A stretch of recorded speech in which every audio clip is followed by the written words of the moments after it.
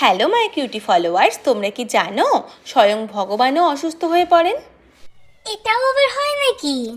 কথিত আছে পুরীতে জগন্নাথের এক ভক্ত মাধব দাস একবার অসুস্থ হয়ে পেট খারাপ ও বমি করে এতটাই দুর্বল হয়ে পড়েছিলেন যে তিনি উঠে দাঁড়াতে পারছিলেন না। তখন প্রভু জগন্নাথ স্বয়ং নিজে সেবক হয়ে তার সেবা করতে গিয়েছিলেন এবং প্রভু ওনার নোংরা বস্ত্র থেকে শুরু করে সমস্ত শরীর পরিষ্কার করে দিতেন। ঈশ্বর হয়েও সেবার সব সীমা প্রভু পার করে ফেলেছিলেন। মাধব দাসের জ্ঞান আসতেই তিনি চিনে ফেললেন প্রভু। তিনি প্রভুকে জিজ্ঞাসা করলেন, আপনি আমার সেবা করার পরিবর্তে আপনি তো আমার রোগ এক মুহূর্তেই সারিয়ে দিতে পারতেন। আপনাকে এই নিম্ন কাজ করতে হতো না, আপনি কেন তা করলেন না?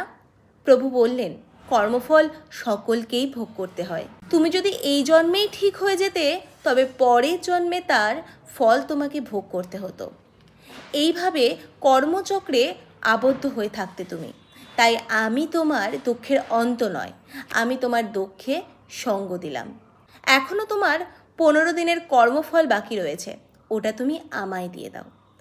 এইভাবেই আজও প্রভু জগন্নাথ ভক্তের কষ্ট নিজে নিয়ে 15 দিনের জন্য অসুস্থ হয়ে পড়েন।